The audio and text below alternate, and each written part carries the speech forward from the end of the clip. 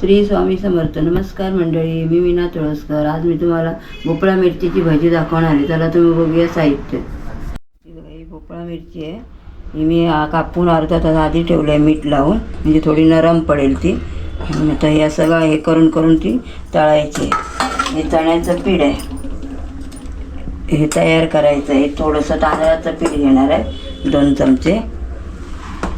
लाल तिखट घेणार आहे, गरम मसाला थोडासा, हिंग, आलं लसणीची पेस्ट आणि थोडीशी साखर घेणार आहे. तर मी तयार करते पीठ. जेवढं आपल्याला पाहिजे तेवढं आपण घ्यायचं आहे. ते 7-8 चमचे पहिले घेते मी. 5, 7. आता 2 चमचे हे टाकते, तांदळाचं पीठ टाकते. तांदळाच्या पिठामुळे थोडे कुरकुरीत होणार.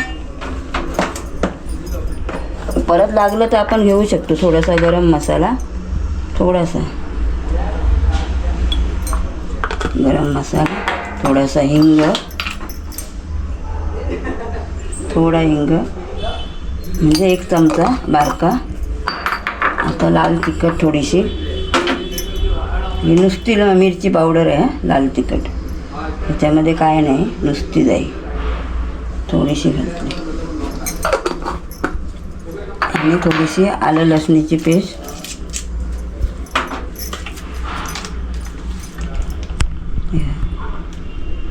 थोडी आपल्याला जेवढी पाहिजे ना चवीनुसार आपण घ्यायची. तर थोडंसं मीठ सांगायला मग अशी विसरले मी. मीठ 2 चमचे, म्हणजे आपल्या चवीप्रमाणे आपण घ्यायचा. 2 चमचे घेतले मी बारके, माझे बारके चमचे आहेत ते. आणि थोडीशी नावाला साखर घ्यायची, जराशी टाकते. आणि हे सगळं आता मिक्स करून घेते मी. हे तयार करते पूर्ण आणि मग दाखवते तुम्हाला. असं आता हे फेटून घेते मी, चांगलं जरा फेटून घ्यायचं. मी सोडा मिरा काय घालत नाही मैद्यामध्ये कधी, असंच करून घेते मी पीठ. काय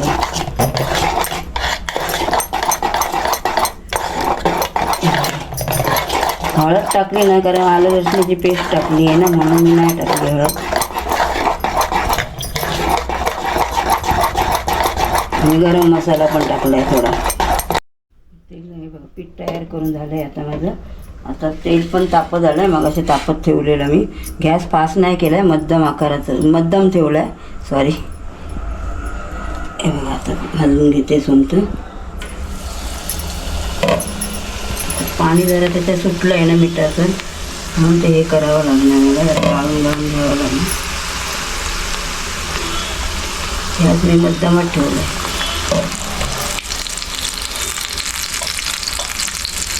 मध्यम ठेवलं म्हणजे काय, हळूहळू ते फ्राय झाली पाहिजे ना, म्हणून.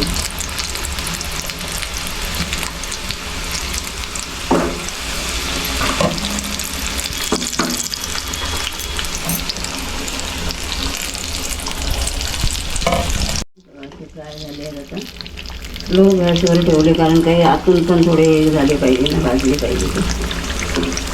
अशा प्रकारे मी बाकी सगळे तयार करून घेते.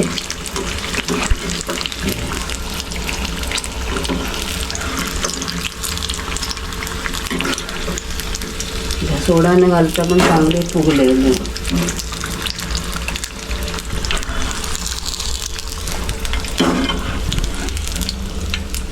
गॅस जरा बारीक करते. ही जर रेसिपी आवडली असेल तर लाईक करा, शेअर करा, सबस्क्राईब करा आणि कमेंट करा. धन्यवाद.